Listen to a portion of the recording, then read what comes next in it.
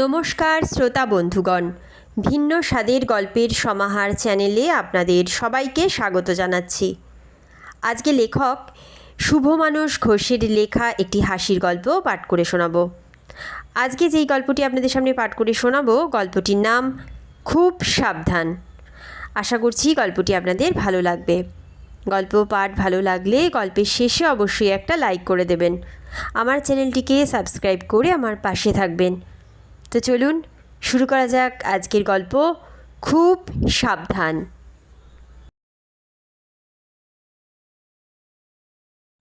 কদিন ধরে বেশ গরম পড়েছে।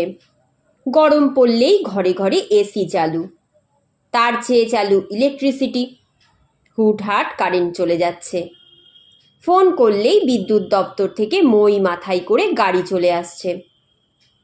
আলাপের বাড়ির পাশেই ট্রান্সফরমার। দোতলার ঘরে সে থাকে। মই বেয়ে কেউ উপরে উঠলেই জানলায় ছুটে যায়, বলে, রোজ রোজ কারেন্ট যায় কেন কাকু?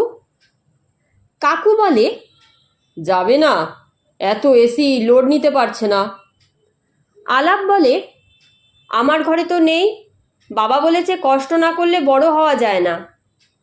কাকু বলে, আমার ঘরেও নেই। তুমি তো চাকরি করো, কিনতে পারো তো। আমাদের পার্মানেন্ট চাকরি নয়, কিনবো কি করে? বলতে বলতে কাকু তাকায় আলাপের মোবাইল ফোনের দিকে। এসি নেই, হাতে মোবাইল ফোন। আলাপ বলে, ওটাও দিত না বাবা, কোভিডের সময় ঘরে বসে স্কুলের ক্লাস করতে হয়েছিল তো, তখন কিনে দেয়। কাকু ভালো করে মোবাইলের দিকে চেয়ে অবাক। একেবারে স্মার্টফোন, মাথা খাওয়ার জম। তুমি আবার ছোট ছেলে।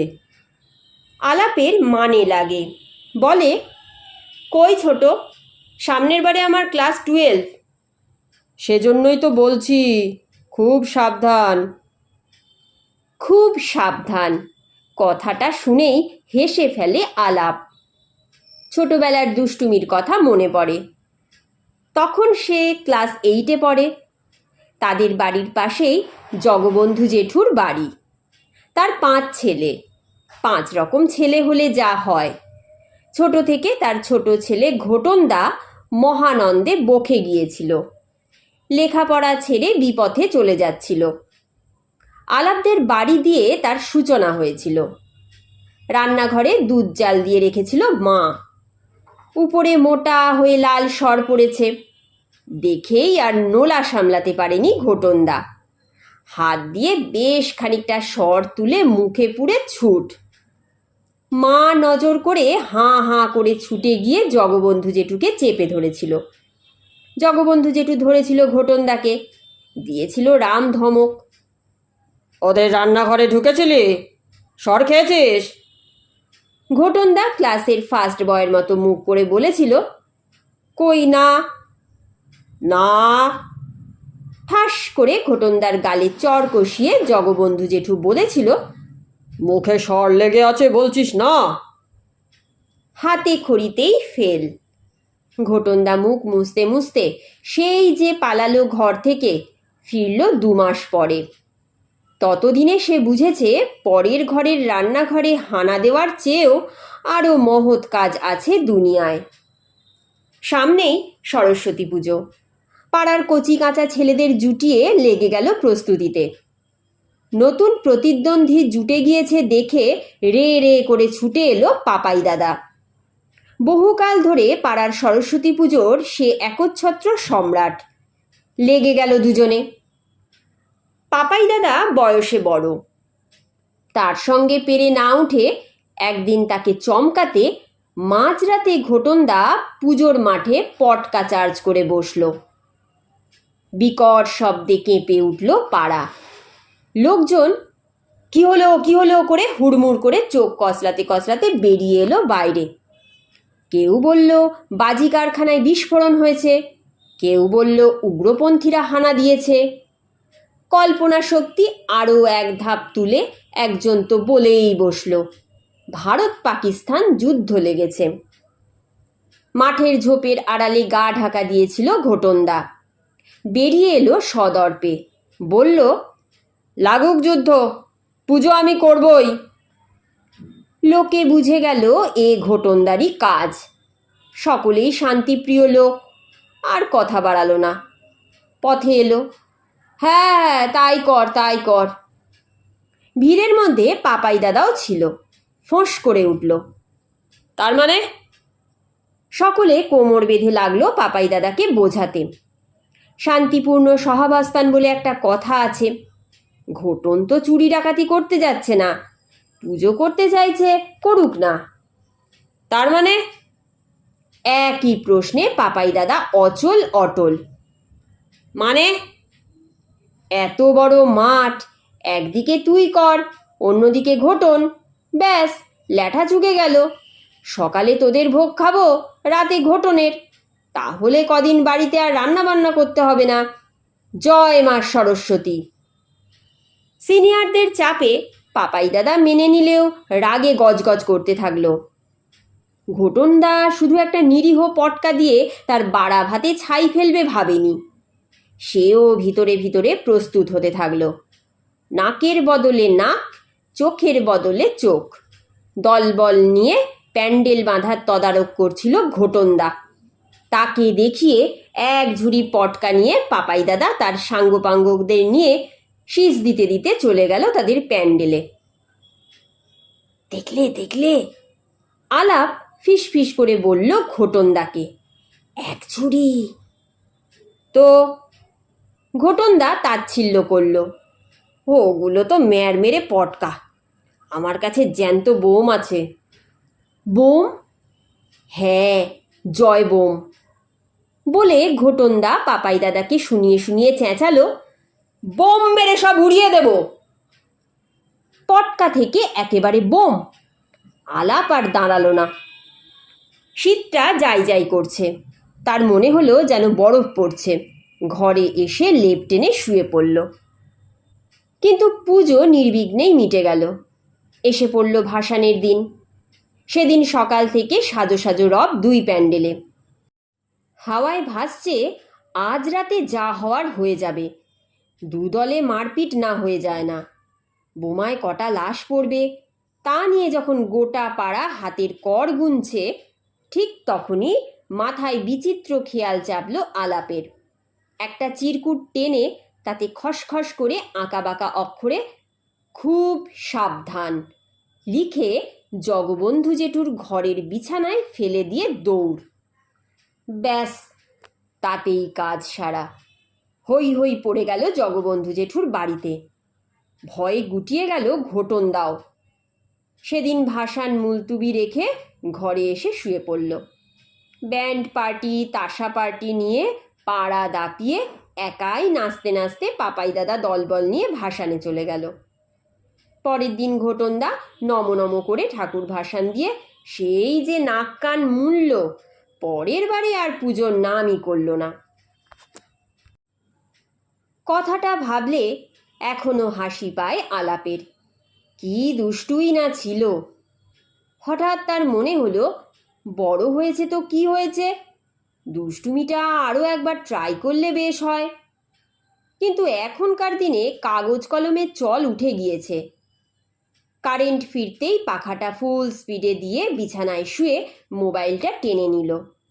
ফেসবুকে নিজের প্রোফাইল খুলে হোয়াটস ইন ইওর মাইন্ডে খুন খারাপি রঙে বড় বড় অক্ষরে সাইনবোর্ডের আকারে খুব সাবধানে লিখে পোস্ট করে দিল।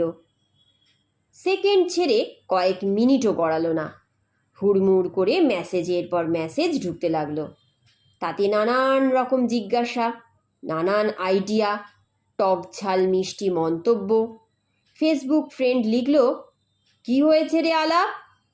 কেউ লিখল, আলাপের পাগলের প্রলাপ। কেউ বা, কেসটা কি? আর একজন তো এক ধাপ বেড়ে বলে বসল, কাকে সাবধান, কেন সাবধান, কবে থেকে সাবধান? ফ্রেন্ড লিস্টে নেই এমন কেউ মজা করে জানতে চাইল, রাতে কি আমার বাড়িতে আসবেন ডাকাতি করতে? পড়তে পড়তে হাসি চাপতে পারছিল না আলাপ। আজে বাজে কাজে সময় নষ্ট করতে এত লোক যে মুখিয়ে থাকে কে জানতো। হাসতে হাসতেই দুপুর গড়িয়ে রাত। হঠাৎ মোবাইলটা সশব্দে বেজে উঠল। স্ক্রিনে অজানা নাম্বার। কে রে বাবা এত রাতে? ভুরু কুঁচকে লাইন ধরে সাড়া দিল আলাপ। হ্যালো। হলো না, হলো। কেলেঙ্কারি হলো। কি ভেবেছ বলো তো? খড় খড় করে উঠল এক অতি বিচ্ছিরি গলা। কাল যাব ব্যাংলাফানি ব্যাংকে ডাকাতি করতে। এই সময় খুব সাবধান, বদমাইশি হচ্ছে। কে খবর দিল তোমাকে? গলা কেঁপে গেল আলাপের। আপনি কে? আমার ফোন নাম্বার পেলেন কি করে? ফের ফের মেসেঞ্জারে ঘটা করে ছবি সাজিয়ে বসে মশকরা। ধমকে উঠল বিচ্ছিরি গলা। কে খবর দিয়েছে শিগগিরই তাকে জানিয়ে দাও। ডাকাতি ক্যান্সেল। নাক টিপলে দুধ বেরোয়, পাকা ধানে মই দিতে কি যে আনন্দ পাও। বলতে বলতে ঝড়াং করে কেটে দিল ফোন। ভয় কাঁপতে লাগলো আলাপ। যেমন তেমন নয়, খোদ ব্যাংক ডাকাত। খেপে গিয়েছে। দলবল নিয়ে এবার তাকেই না লুট করতে চলে আসে। তার সম্পত্তি বলতে সবেধন নীলমণি মোবাইল ফোন। কেড়ে নিয়ে গেলে ফেসবুক, হোয়াটসঅ্যাপ, গেমিং, চ্যাটিং, রিডিংয়ের দফা রফা। বাবাও ছেড়ে কথা বলবে না। ভয়ে এই গরমে লেপ টেনে শুয়ে পড়বে ভাবছে আলাপ। আবার মোবাইল জ্যান্ত হয়ে গেল। দেখল এও অচেনা নাম্বার। নির্ঘাত ডাকাত দাদা। লেপ পরে বের করবে ভেবে দম বন্ধ করে লাইনটা নিতেই বিশ্রী নয়, অতি সুশ্রী গলা। চিন্তা নেই ভাইপো, আমরা সাবধানেই আছি। খবর একেবারে পাকা। কাল ব্যাংক খোলার পরই ডাকাত দল হামলা করবে ব্যাংকে। স্বস্তির নিঃশ্বাস পড়ল আলাপের। ঠিকঠাকই আন্দাজ করল। আপনারা কি পুলিশ? আপনি পুলিশ কাকু? হ্যাঁ ভাইপো, থ্যাংক ইউ। পুলিশ কাকু বলল। ফেসবুকে তোমার পোস্টটা চোখে পড়ার পরে আর রিস্ক নিইনি। হেভি আর্মস নিয়ে আসছে জেনে ব্যাংলাফানি ব্যাংকের সামনে অলরেডি সাদা পোশাকের ফোর্স পোস্টিং করে দিয়েছি। কে বলে পুলিশ কাজের নয়? উৎসাহের সঙ্গে আলাপ বদমেজাজি ডাকাতের বার্তা জানিয়ে নিজের কথাও বলল। শুনে গেল রে বলে দমে গেল পুলিশ কাকু। তবে কৃতজ্ঞতা বলেও তো একটা ব্যাপার আছে। ডাকাত ধরে হিরো হওয়া ভেস্তে গিয়েছে দেখেও তাকে আশ্বস্ত করে পুলিশ কাকু বলল, চিন্তা নেই, ডাকাত তার ধারে কাছে ঘেঁষবে না। এখনই 1 মাসের জন্য তার বাড়ির বাইরে সাদা পোশাকের রক্ষী মোতায়েন করে দিচ্ছে। যেটুকু ভয় ছিল কেটে গেল আলাপের। লেপ নামানোর কথাই ভুলেই গেল। আনন্দে ডগমগ হয়ে নাচতে যাবে। এবার ফোন এলো ঘটনদার কাছ থেকে। পুজো নিয়ে ঘা খেয়ে উপস্থিত কয়েক বছর ঘরেই বসে আছে, কিন্তু বাড়ির লোক শুনবে কেন? এত বড় ধাড়ি ছেলে ঘরে বসে বসে অন্ন ধ্বংস করছে বলে দিনরাত কথা শুনে শুনে বোর হয়ে গিয়েছে। জানালো একবার ফেল করেছে তো কি হয়েছে, ভাবছে আবার পুরনো লাইনেই নতুন করে চেষ্টা করবে। আলাপ চমকে উঠল। কেন কেন? ঘটনদা জানালো, ভাবছি আজ রাতে মই চুরি করব। আলাপ অবাক। মই? আরে বোকা, দেখিসনি আজ ইলেকট্রিক কোম্পানির লোক ট্রান্সফরমার সারাতে এসে ভুল করে মই ফেলে গিয়েছে। ওটা দিয়েই ভাবছি উদ্বোধন করব। তোর তো নাকের ডগায়, খবরদার কাউকে বলবি না। আলাপ বলল, আবার শুরু করেছো এসব? এখনো শিক্ষা হয়নি তোমার? হলো আর কই। ঘটনদা দীর্ঘশ্বাস ফেলল। স্কুলে গড়াই স্যার খালি খালি গাঁটটা মারত আর বলতো, তোর মাথায় গোবর। মই চুরি বাদ দেবো বলছিস? গড়াই স্যারের বাড়ি যাব, দেখবো কি পাই। গাঁটটা ছাড়া কিচ্ছু পাবে না। বাড়ি যাও, বাড়ি যাও। কী যন্ত্রণা, বাড়িতেই তো আছি। তোর মতো একটা ফোন কেনার কতদিনের ইচ্ছে, মইটা বেচে হবে না? এমনি গড়াই স্যার গাঁটটা কষাতো, মই বেচে কিনা স্মার্টফোন কিনবে। আনস্মার্ট আর কাকে বলে? যাও বলে রেগে মেগে ফোন কেটে খেয়ে দিয়ে শুয়ে পড়ল আলাপ। চোখ জড়িয়ে এলো ঘুমে। ঘুমিয়ে ঘুমিয়ে নিশ্চিন্তে স্বপ্ন দেখল।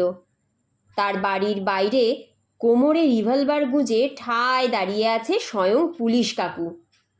মই চুরি করতে ঘটনদা বাড়ি থেকে বেরোতেই কঠিন চোখে তাকালো, কিন্তু কিচ্ছু বলল না। ঘটনদা আর চোখে তাকে দেখে গটগট করে এগিয়ে গেল ট্রান্সফরমারের দিকে। তাও পুলিশ কাকু কিচ্ছু বলল না।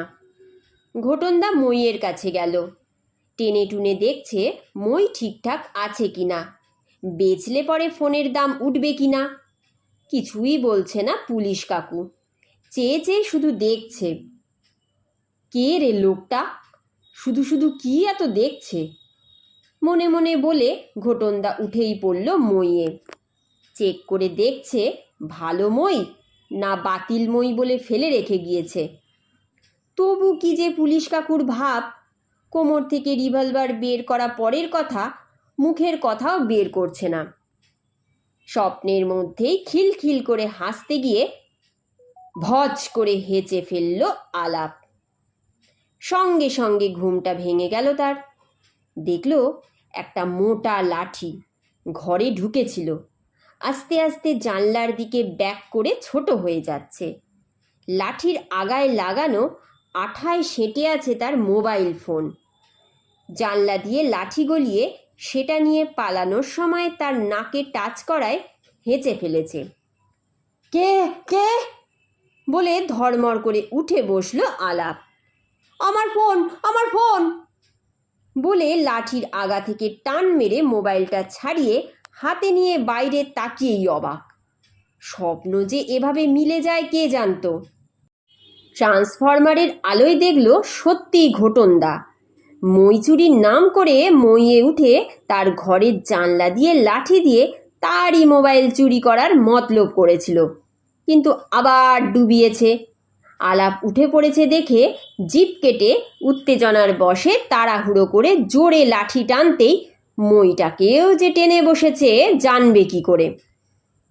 মই এমনিতে খুব ঠান্ডা প্রাণী, যেখানে রাখবে লক্ষ্মী ছেলের মতো থেকে যাবে, পুলিশ কাকুর মতো টুঁ শব্দটি করবে না। কিন্তু ঘাঁটালেই মুশকিল, সেটাই হলো। টান পড়তেই ঘটনদাকে নিয়ে দেওয়াল ছেড়ে শূন্যে শটান খাড়া হয়ে দাঁড়ালো। কোন দিকে পড়বে ভাবতে সময় নিচ্ছে, ঠিক যেন চাঁদে ল্যান্ডার বিক্রমের ল্যান্ডিংয়ের আগের ক্রিটিক্যাল কয়েক মুহূর্ত। গেল গেল গেল। নিজের মোবাইল আরেকটু হলে বেহাত হচ্ছিল। রাগ ভুলে ভয়েই চেঁচিয়ে উঠল আলাপ। পড়ে যাবে ঘটনদা, পড়ে যাবে, মই পড়ছে, খুব সাবধান। সাবধান বাণী দিয়ে ছোট থেকে লোকজনকে ঘায়েল করেছে আলাপ। এবার আর কাজ হলো না। মই আর দেওয়ালের দিকে ফিরেও তাকালো না। ঘটনদাকে যত্ন করে সঙ্গে নিয়েই উল্টো দিকে রাস্তার পাশের ঝোপে মুখ থুবড়ে পড়ল।